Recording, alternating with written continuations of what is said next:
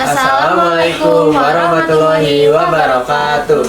Waalaikumsalam warahmatullahi wabarakatuh. Hai Betikers, kembali lagi di Tampan dan Cantik. Apa sih tampan dan cantik? Dia Tampan dan Cantik itu tanya-tanya masalah perasaan dan cerita anak metik. Kita di sini nggak cuma berdua doang loh. Kita bakal kedatangan narasumber yang menurut kita wah banget. So, apa sih narasumber kita kali ini? Wah banget dong. Tanpa basa-basi, langsung aja kita panggil narasumber kita, Kak Dika Dan Kanandang. Kabarnya hari ini setelah menghadapi TKA yang katanya menyeramkan itu?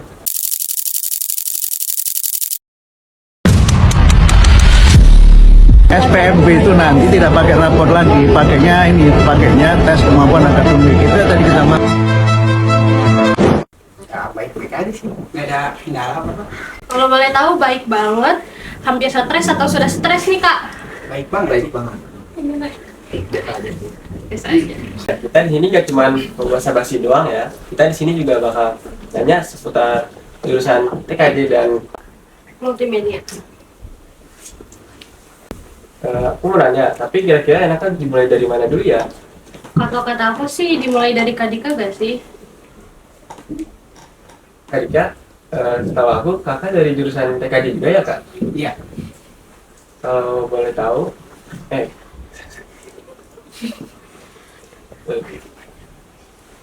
yang aku tahu sekarang TKJ itu udah ganti nama ya kak? Kalau boleh tahu apa sih kan nama yang baru itu? Nama yang barunya itu TJKT atau bisa dibilang Teknik Jaringan Komputer dan Telekomunikasi. Ada.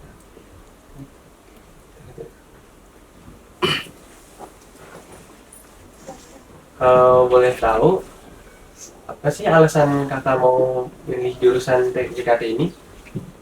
Ya, saya milih jurusan TJKT ini ya biar bisa rakit-rakit komputer, karena kan saya lebih suka banget gitu ya main komputer, ngerakit-rakit PC gitu.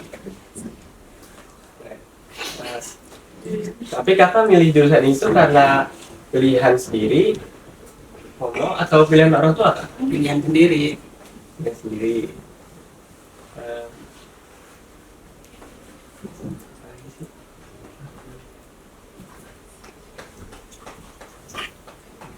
Kalau boleh, menurut kakak, praktek apa sih yang paling berkesan saat pembelajaran TJKT ini? Praktek paling berkesan ya, membuat memblokir situs sih paling berkesan. Memblokir situs, membuat WLAN paling, merakit PC. Tapi kira-kira susah nggak sih kak? Kagak. Aku mau nanya nih, biasanya siswa jurusan ini tuh apain aja sih saat praktek? Ya itu tadi, biasanya merakit PC, membuat kabelan, memblokir situs, membuat WLAN atau WiFi dari router gitu, dari komputer ke handphone. Tapi ada pernah gagal gitu kak pas kerakit atau yang bikin kabel-kabel gitu pernah gagal gitu nggak sih kak? Karena kadang ya dari membuat kabelan gitu ada satu warna yang nggak masuk atau satu dua warna yang nggak masuk gitu. Kalau gagal kabel kesetrum nggak, Kak? Enggak. Kan udah dialirin arus listrik ya. Iya, dialirin.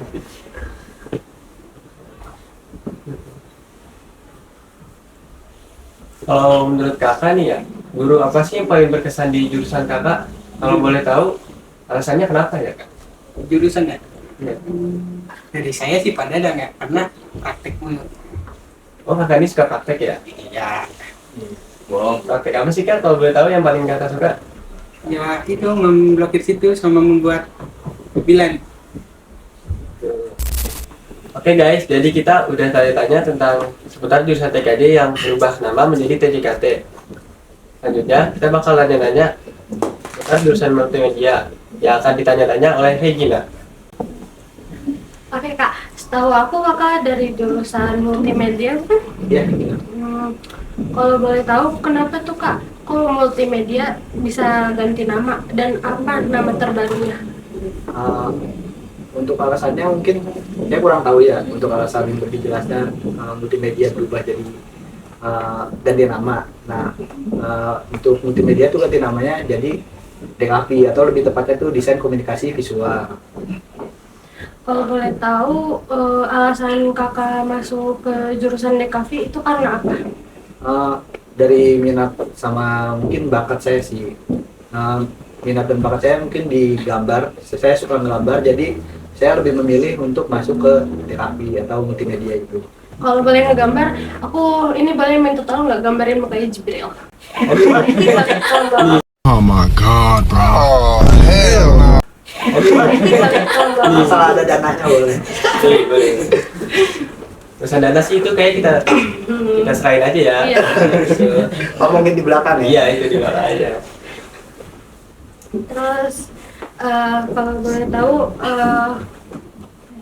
project desain yang paling menurut Kakak itu susah atau belum bisa begitu terjangkau loh Kakak?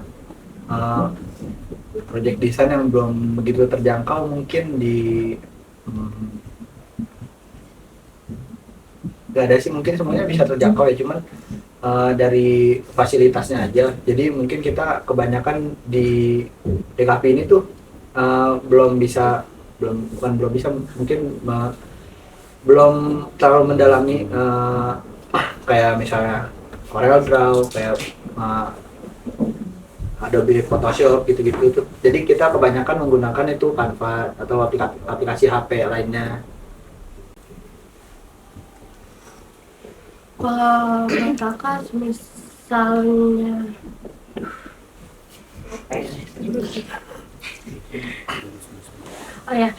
software yang paling wajib banget diketahui di jurusan DKV ini apa? Software yang wajib diketahui mungkin ada banyak ya. Soalnya berbeda-beda software itu kegunaannya juga beda. Misalnya kayak Adobe Photoshop buat ngedit foto, atau CorelDRAW bisa buat gambar, bitmap gitu-gitu. Tapi yang paling susah itu aplikasi apa sih Kak dari sekian banyaknya aplikasi itu? Mungkin hampir sama ya. Untuk CorelDRAW, Photoshop itu kan toolsnya sama aja. Mungkin kalau kita udah ngerti di satu software itu, kita bakal mudah buat gunain software lain. Cuman di adaptasinya aja mungkin. Soalnya ada beberapa tampilan yang beda, jadi kita harus ngeraba-raba juga. Oke gitu. Kalau buat Kakak project salah. Dilihat aja nggak apa-apa. Gimana cara Kakak cari ide kreatif kalau misalnya Kakak udah mentok nih? Kan kemarin disuruh bikin poster hari guru, terus tugas-tugas Kakak habis TKA banyak. Ya, mungkin Cara nge-handle-nya. cara nge-handle-nya kita bisa cari referensi dari internet, misalnya dari Pinterest itu ada banyak juga, atau enggak dari googling juga banyak ya. Jadi kita nyari referensi gimana karya-karya orang lain, kita brainstorming, kita kumpulin jadi satu, bagusnya kayak gimana, nanti kita ubah sedikit-sedikit gitu. Oke Kak, kalau boleh tahu skill apa yang paling Kakak merasa berkembang nih semenjak masuk jurusan DKV? Skill yang menurut saya berkembang mungkin di ngedit, terutama di ngedit, terus cara membuat poster, terus desain-desain gitu ya, menurut saya berkembang. Terus di cara saya ngegambar juga berkembang, soalnya di situ dijelasin cara teknik-teknik yang belum saya tahu gitu. Ekspektasi Kakak sebelum masuk ke sini dan sesudah ke sini sama atau beda jauh? Sama. Kalau boleh tahu ekspektasi Kakak tuh kayak gimana tentang jurusan DKV? Sebelumnya masuk ke sini, ekspektasi saya sama seperti saya setelah masuk, yaitu soalnya sebelumnya saya juga sempat searching ya, nanya-nanya juga ke teman-teman yang udah masuk ke multimedia. Jadi saya kurang lebih ekspektasinya sama, jadi di multimedia ini kita bisa belajar soal desain, terus ngedit foto video atau rekam gitu-gitu. Terus kita juga ada menggambar atau proyek-proyek lainnya. Ada gak sih Kak di momen kakak tuh kayak mikir kakak tuh kayak bisa gak ya ngelakuin ini, bisa gak ya? Pernah. Jadi mungkin awal-awalnya setiap ada proyek yang awam ya, yang baru saya dapat atau baru dipelajarin, kebanyakan saya mikirnya kayak gitu sih. Jadi kayak kurang percaya diri aja mungkin ya. Tapi setelah dipelajarin atau dijalanin, alhamdulillah bisa-bisa aja. Kalau buat kakak, guru yang paling berkesan ngajarinnya di DKV itu siapa? Guru yang paling berkesan di DKV,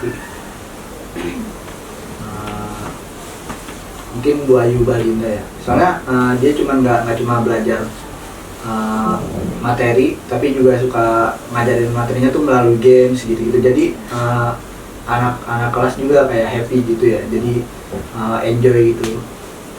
Tapi Games apa tuh Kak kalau nggak tahu?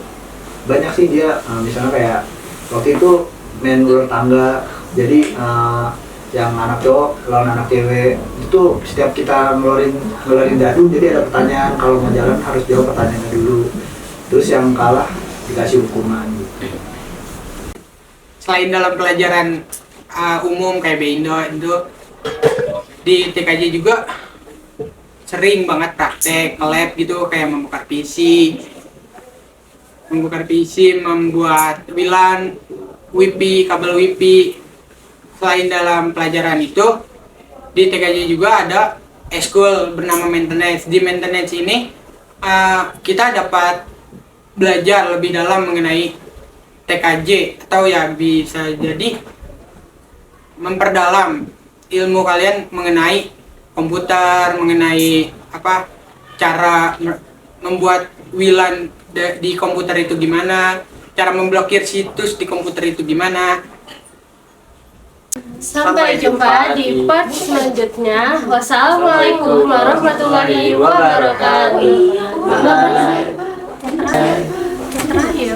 Oh iya. Udah kan?